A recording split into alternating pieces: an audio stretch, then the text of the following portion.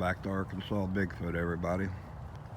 When we left you on the last video, we had seen the orb in the dark and had some really bizarre and unusual events happen through the course of that day that maybe we'll touch on a few of the key points here as we go along today. It's been 3 days since then. Rachel and I both just were completely drained and felt unplugged, and both of us had splitting headaches for 2 days after that. But it's starting to subside and feel a little bit better today. Once again, we have got rain and water and rain.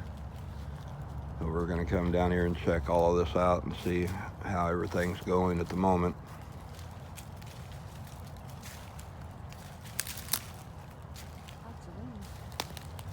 Of course, for those that are just now catching up to speed, we had brought those Oregon blocks and left them around that nest in the back at different trees in a triangle shape around there. And when we got back there, they were gone. We had found the little sandbox that we put up inside that nest, hanging about 12 foot up in a tree that had been freshly snapped off. Found a pile of rocks stacked up on a stump that weren't there before. The structure had more logs and limbs built up on it. And those are just the highlights of some of the stuff that was going on. In the process of that evening, we had heard footsteps shuffling through the brush and caught eyeshine in several locations. At one point, a creature stepped out that had canine features, but I wouldn't necessarily call it a dog man. But it wasn't like you would expect a normal dog or coyote or wolf to be. But it came across the water at Skunk Island and stood there and stared at me for about 3 seconds when I hit it with the flashlight.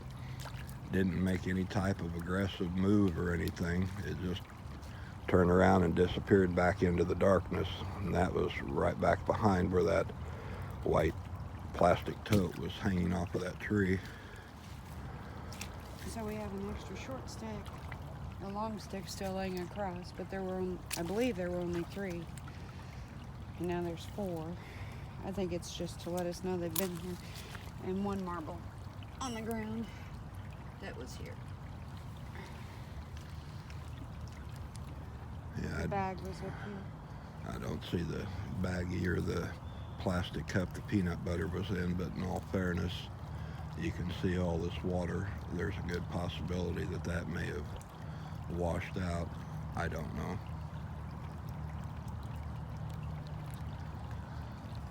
Yeah, But and bones are still over there. there's the bones. They're still in the same place.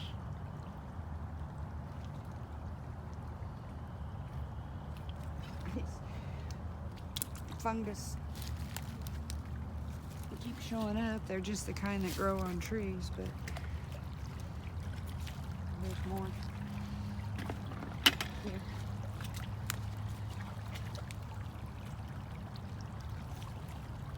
I was just looking at the sand because I had left my handprint in it before, so I was just making sure there was nothing there. It's not really my handprint, but it's not like that other. It would be hard to say at this point because the rain just stopped 30 minutes ago, and we took the window of opportunity that we had to get out here and check all this stuff. So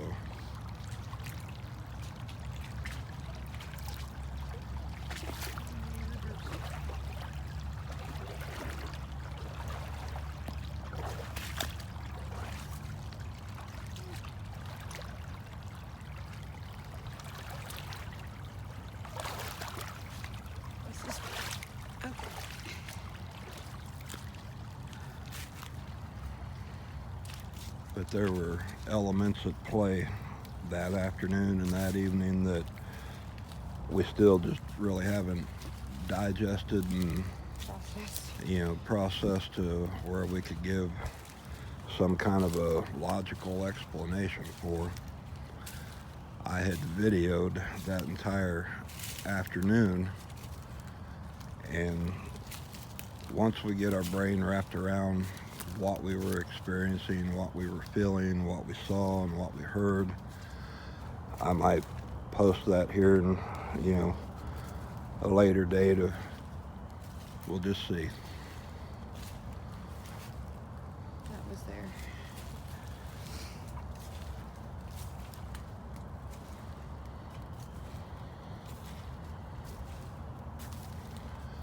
One of the things that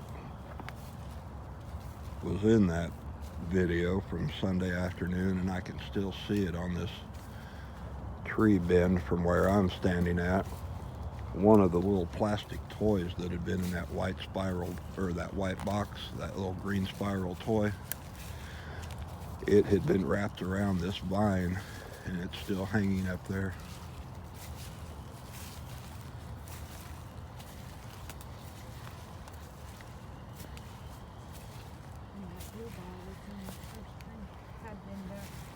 Here in that white tote. Now, something that is a little different about once we cross this area here, and maybe the vine is a marker or something significant to it, but it is like a entirely different feel. Everything shifts once we get past this point. And look here, I was saying that we should watch to see where things are laid across the. So I think we should go left. There's something about that feels imbalanced. I don't like the word wrong, but maybe it's not good for us if the energy. Maybe they're trying to let us know what's.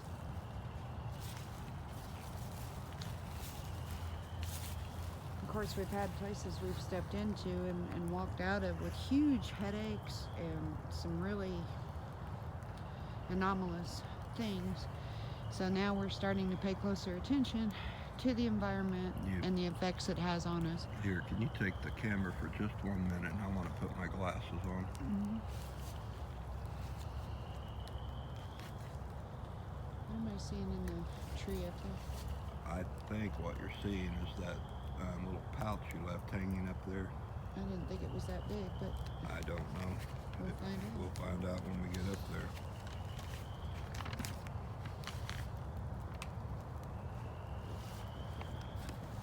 And if you've been following along with this, you know that I'm not typically one to read off of a script or off of notes or anything. It's just annoying to me to have to do that. It's all spontaneous, and what we see is what you get. But I'd felt compelled to write down a few notes to myself just so I could kind of keep things straight in my head while trying to talk about and explain some of these things. But when you talk about Bigfoot and Sasquatch, the name that he preferred that we use, and this was coming from what we were feeling Sunday night, was Chiha-Tanka. And I'm sure some of you that have a Native American background will understand that term distinctly. But in animal context, he's no more of an animal or no less of an animal than a human being is in that regard. But there are so many other elements and abilities that we have just kind of lost in our growth of technology, that we don't really utilize that anymore. I believe one of the points that I'd like to bring up is the pineal gland, and how I believe that theirs is extremely larger and decalcified, where ours is shrunk and become, calcified and toxic from all the chemicals and the environment and the technology and everything that we're exposed to on a daily basis. And with that being larger and more open, they would have more of an innate ability to see and utilize matter in ways that we're not able to anymore. I believe we had the ability once upon a time. Our ancestors back, a couple thousand years ago, a lot of the people in that time frame had those gifts and had those abilities, but it's since kind of been lost to our modern way. So that was one of the points that I wanted to discuss. You can go on up there to the tree, Rachel, and check it out.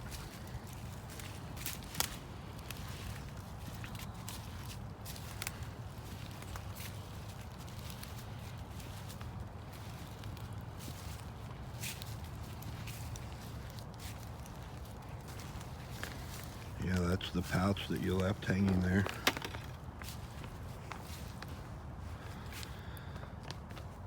And I don't think that Chiha-Tanka for Sasquatch, Bigfoot, whichever name that you want to use, I don't believe that they travel alone out here. I believe they have companions. I believe they're able to utilize the help of other creatures and other things. Sometimes we'll get the orbs. Sometimes we'll see what looks like other animals that interact with us.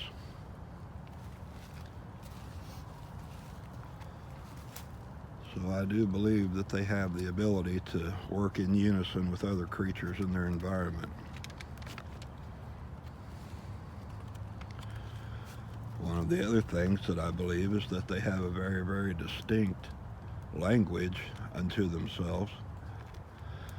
And to an untrained ear, you might hear something that resembles Native American tongue, or you might hear something that resembles like a Oriental language, or a combination, or a chatter. Well, underneath the frogs on that last night video with the orb, Right. almost immediately the frogs kicked in, and we were listening with the headphones so that it was more isolated, and we could almost hear a conversation going on beneath the tone of the frogs, but to really pull it out was difficult. So I'm wondering if the frogs weren't masking for them. Yeah, it's no secret that, I come from kind of a musical background. I have a musical ear, so I'm able to hear tones and hear patterns and hear melodies in different sounds and different speaking that might be overlooked or dismissed. And I can distinctly hear, patterns to the chatter that I hear coming back in the woods when we hear it at different times. So anyway, I do believe that they have a very unique vocal language that is a language, and I believe that the glyphs and the stick fixtures are, some of their type of writing. I don't know if writing is the right word for it, but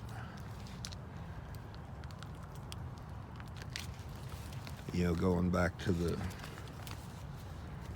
pineal gland topic, I think that gives them the ability in a lot of regards to kind of outmaneuver a lot of the technologies that we bring out to the woods in the process of trying to locate them with our night vision cameras and the IR cameras, even though I'm excited to try the one that we had just received. But I think that's how they're able to see the IR light on the game trail cameras. I think that's how they know when the electronic stuff is going on. They can sense it at a level that we can't. A lot of regular animals in nature are able to sense things like that, so why not Sasquatch?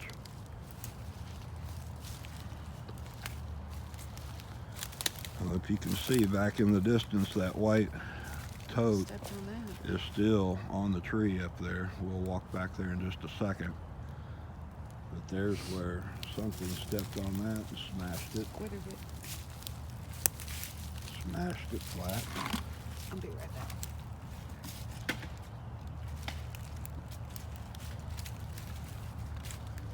And here's the one tree break I was showing you in that last video.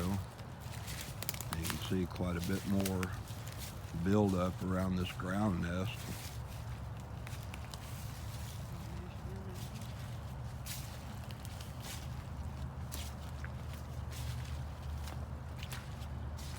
It's the same.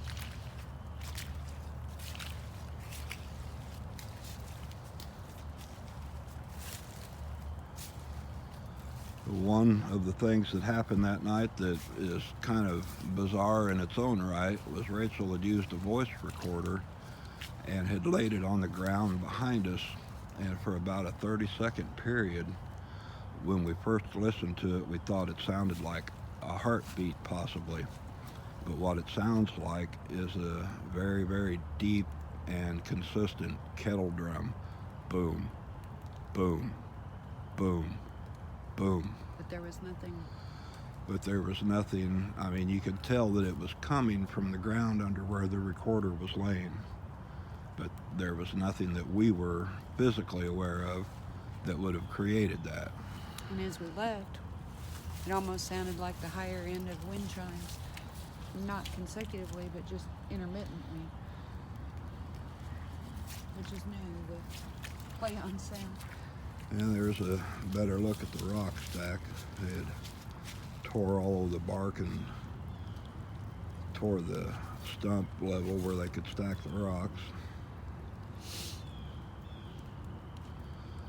Once again, it's in a stack of 3, just like the original rock stacks that we found at the first gifting tree 3-4 months ago.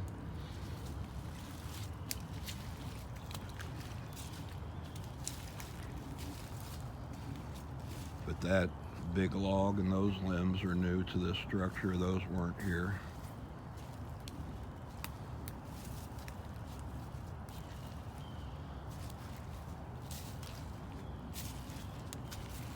Yeah, like I said, when we put those orgone blocks out, I just wanted to see if it would generate any kind of curiosity or movement. I just wanted to see if anything different would happen back here. Well, I got my wish. I got more than I bargained for. And those are just some of the highlights.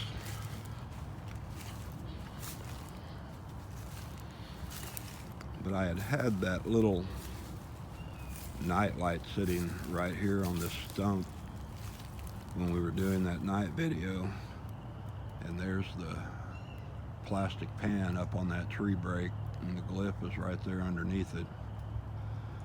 And when I said that canine looking thing came out, I had came up here to put this light down on the log, and I could see its movement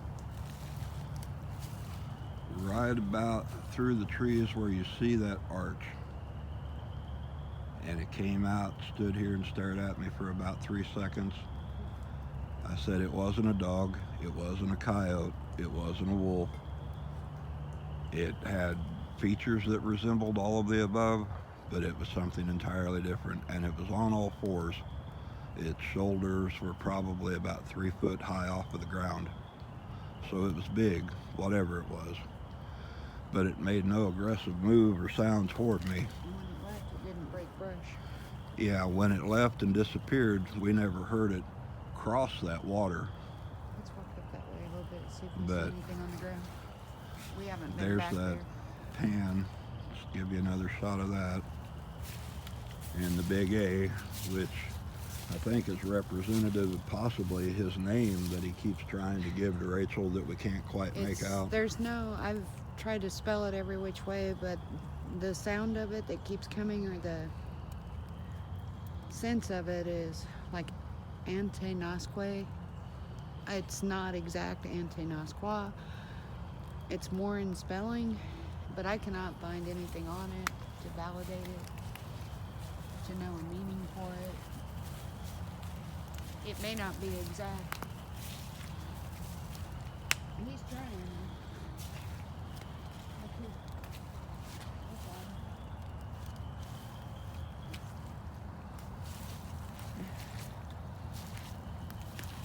I don't remember that one, but I'm afraid to say after the last couple of days or so. I just thought we Right haven't here been back here on to this see. trail crossing into Skunk Island is where that dog-like creature came across. And I'm going to look on the edge to see if I see any kind of footprints, but you know, there's the arch right there. There's the tree break with the bucket on it. And it came up through here and then turned around and disappeared, and we never heard it break the sound of the water. Are these deer prints? They don't feel like deer prints, but I don't know.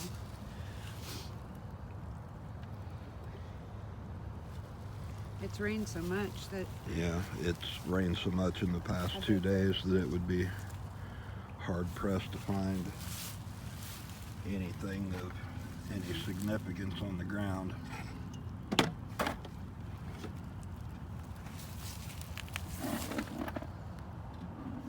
But it wasn't the neighbor's hound. It wasn't a coyote. I've shot and seen my fair share of coyotes. It wasn't that. It wasn't a stray dog. It wasn't a wolf. It resembled all of that, but was different. And the eye shine was fluorescent green, to try to describe it. I mean, just a really bright, lit up green.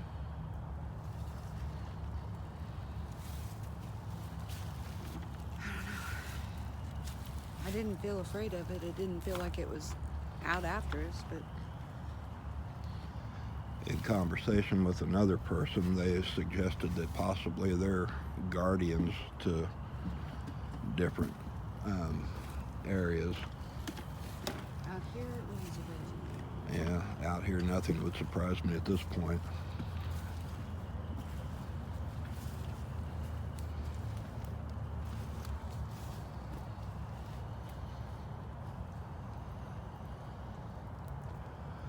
But we wanted to bring you back here in the light of day and talk a little bit about some of the stuff that we experienced the other night. And those are just some of the things. Is that that same? Okay, because there's another one up the other side. We are going to follow the ground glyphs and follow the arches and follow the trail if we can pick one up and investigate a little further. We appreciate everybody coming along, and we will catch you on the next one. Thanks.